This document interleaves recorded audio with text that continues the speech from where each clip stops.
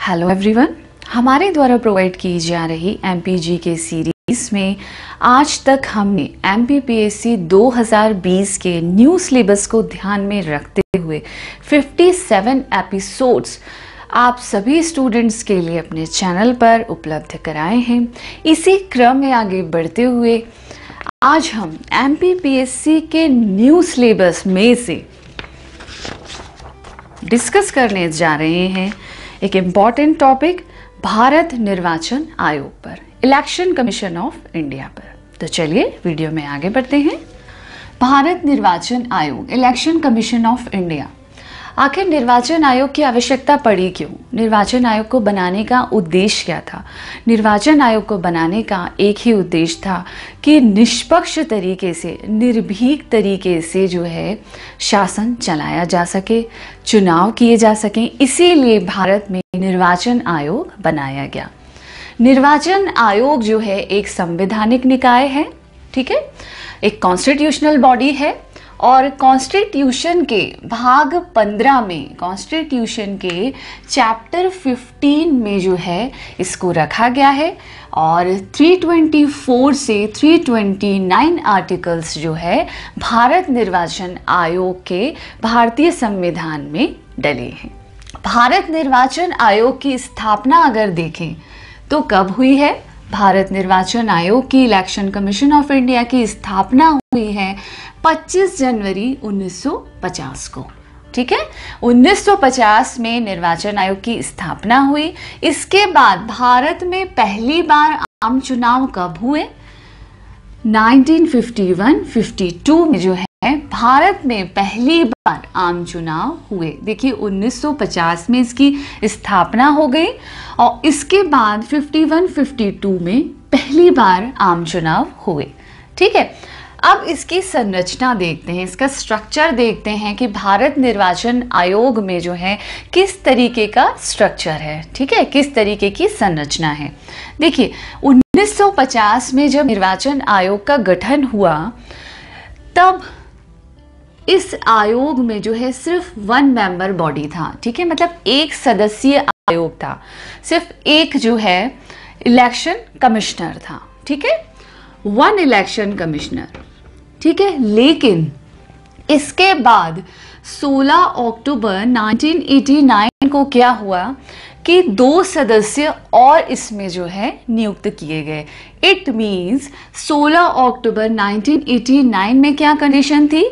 निर्वाचन आयोग जो है 3 मेंबर बॉडी हो गया था, जिसमें से एक जो है चीफ इलेक्शन कमिश्नर, CEC, ठीक है, और बाकी जो 2 थे वो थे इलेक्शन कमिश्नर्स, ठीक है, समझ में आया? देखिए 16 अक्टूबर 1989 में क्या हुआ कि 3 सदस्यीय आयोग कर दिया गया। एक था चीफ इलेक्शन कमिश्नर और बाकी जो 2 थे वो कौन थे? Election commissioners. ये सिलसिला कब तक चलता रहा? देखिए 16 अक्टूबर 1989 से 1 जनवरी 1990 तक 3 सदस्यीय आयोग ही था, लेकिन फिर इसके बाद स्थिति बदल गई, फिर 1 सदस्यीय आयोग हो गया, ठीक है, फिर से 1 मेंबर कर दिया गया। लेकिन फाइनल अगर जो आपको डेट याद रखनी है, फाइनल डेट ये है कि 1 अक्टूबर 1993 से अब तक जो स्थिति है भारत निर्वाचन आयोग में जो है कितने 3 मेंबर्स बॉडी हैं, ठीक है, और इसके अलावा एक चीफ इलेक्शन कमिश्नर होता है और 2 इलेक्शन कमिश्नर्स होते हैं। फाइनल डेट आपको ये याद रखनी है। ये एक हिस्ट्री के तौर पर, एक बेस के तौर पर मैंने आपको बताया कि पहले, सबसे पहले का और अभी का आपको ध्यान रखना है कि सबसे पहले जब 1950 में जो है इसका गठन हुआ था तब जो है सिर्फ एक ही मेंबर या एक इलेक्शन कमिश्नर होता था निर्वाचन आयोग का, ठीक है। और आज की डेट में अगर वर्तमान में देखें तो 3 मेंबर्स इसके होते हैं। एक जो है मुख्य चुनाव आयुक्त होता है और 2 चुनाव आयुक्त होते हैं, ठीक है। 1993 से लेकर अभी तक ये चीज चलती आ रही है। चलिए तो आगे बढ़ते हैं। अब इन आयुक्तों की नियुक्ति कौन करता है? चीफ इलेक्शन कमिश्नर और इलेक्शन कमिश्नर्स की नियुक्तियां इनको अपॉइंट कौन करता है? इनको अपॉइंट करता है राष्ट्रपति। President of India. ठीक है, इन तीनों की नियुक्ति कौन करता है? राष्ट्रपति करता है। ठीक है, इसके बाद इनकी सैलरी पर बात करें और इनको जो है पद से हटाने पर अगर बात करें तो ये किसके हाथ में है या ये किस तरीके से होता है? देखिए, इनके जो वेतन है, सबसे पहले सैलरी पर बात करते हैं तो चीफ इलेक्शन कमिश्नर और इलेक्शन कमिश्नर्स की जो सैलरी होती है वो होती है सर्वोच्च न्यायालय के न्यायाधीश के बराबर, सुप्रीम कोर्ट के जज के बराबर जो है उसकी सैलरी होती है। और जो हटाने का प्रोसेस भी है, उसको पद से अगर हटाया जाए या पद से हटाना पड़े, ठीक है, किसी दुराचार के मामले में या जो है किसी कदाचार के मामले में अगर इन आयुक्तों को हटाना पड़े तो भी उनको किस तरीके से हटाया जाता है? सर्वोच्च न्यायालय के न्यायाधीश को जिस तरीके से हटाया जाता है उसी तरीके से इन इलेक्शन कमिश्नर्स को भी हटाया जा सकता है। ठीक है, ये चीज आपको ध्यान रखनी है, बहुत इंपॉर्टेंट है। ठीक है, इसके बाद अगला देखते हैं कार्यकाल, कितना टेन्योर है। ठीक है, कितने टाइम पीरियड तक ये अपने पद पर बने रह सकते हैं? 6 इयर्स और 65 इयर्स जो पहले हो। देखिए, 6 साल या 65 साल के अगर वो हो जाते हैं, एग्जाम्पल जैसे अगर मान लीजिए किसी को अपॉइंट किया गया और अगर उस समय वो 62 इयर्स के हैं, ठीक है, तो मैंने आपको कितना टर्म बताया? 6 इयर्स। ठीक है, 6 इयर्स। लेकिन 62 के बाद 65 के जब वो हो जाएंगे तो उन्हें कितने साल हो जाएंगे? 3 साल हो जाएंगे। ठीक है, लेकिन 3 साल होने के बाद भी उन्हें जो है अपना पद छोड़ना पड़ेगा। ठीक है, उन्हें अपना पद छोड़ना पड़ेगा क्योंकि 65 इयर्स के हो गए, 3 साल का टर्म हुआ तो भी। इट मीन्स या तो 6 साल पूरे होने चाहिए या 65 इयर्स की एज कंप्लीट होनी चाहिए। ये चीज बहुत अच्छे से आपको ध्यान रखनी है, मोस्टली एग्जाम में ये पूछा जाता है।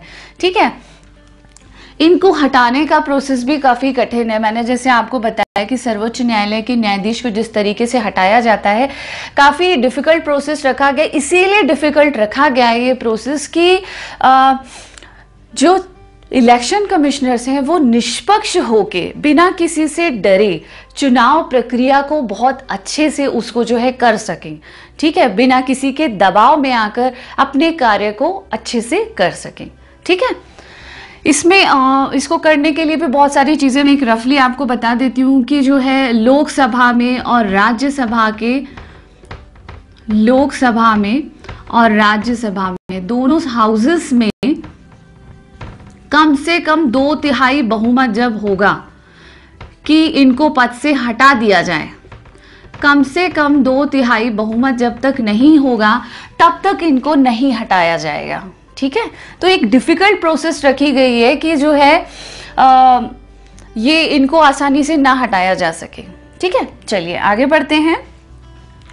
अब देखते हैं भारत के पहले निर्वाचन आयुक्त कौन थे। ठीक है, भारत के पहले निर्वाचन आयुक्त कौन थे? सुकुमार सेन। ठीक है, इसके बाद वर्तमान में अगर देखें, वर्तमान में अभी 23वें निर्वाचन आयुक्त जो हैं, चीफ इलेक्शन कमिश्नर जो हैं, ठीक है, चीफ इलेक्शन कमिश्नर अभी कौन है वर्तमान में? सुनील अरोड़ा जी।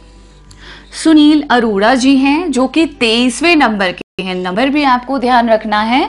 और इनका अपॉइंटमेंट कब से हुआ है? 2018 से लेकर ये अभी तक कार्य कर रहे हैं। ठीक है, भारत की एकमात्र महिला, ठीक है, भारत की एकमात्र महिला निर्वाचन आयुक्त कौन है? रमा देवी।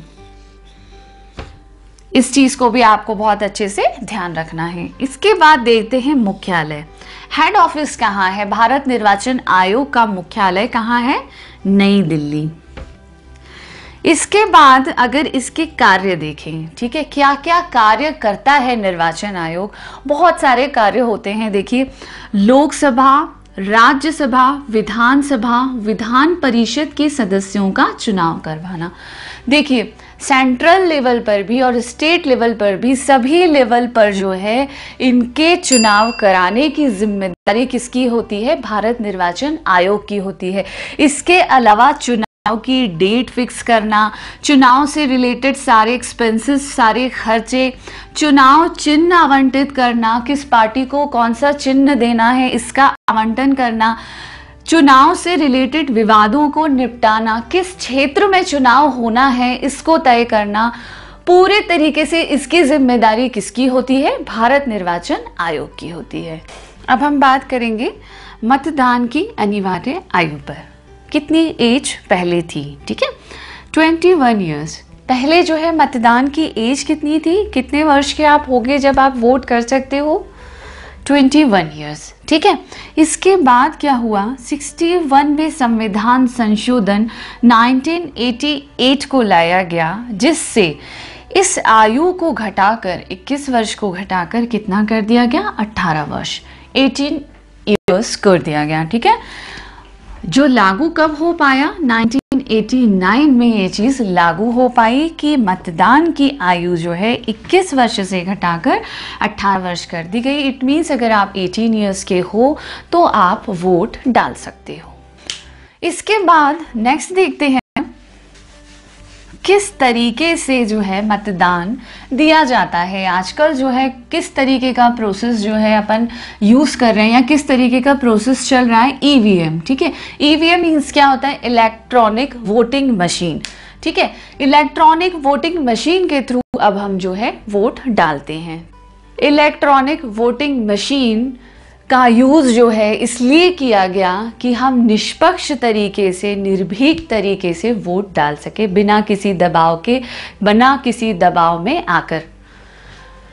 ईवीएम का आविष्कार कब किया गया? इलेक्ट्रॉनिक वोटिंग मशीन का आविष्कार देखिए 1980 में किया गया। और किसने किया था? एम.बी. हनीफा ने। ठीक है, भारत में। ठीक है, भारत में जो है ईवीएम मशीन का आविष्कार किसने किया था? एम.बी. हनीफा ने 1980 में। और देश में पहली बार ईवीएम मशीन जो है उससे वोट किस राज्य में दिए गए? ठीक है, तो देश में पहली बार जो है केरल के परावुर में जो है ईवीएम मशीन से वोटिंग हुई। ठीक है, इसके बाद देखिए एक और चीज यूज होती है वोटिंग में। ठीक है, वीवीपैट, इसे कहा जाता है वीवीपैट। इसका फुल फॉर्म क्या होता है? Voter verified paper audit trail.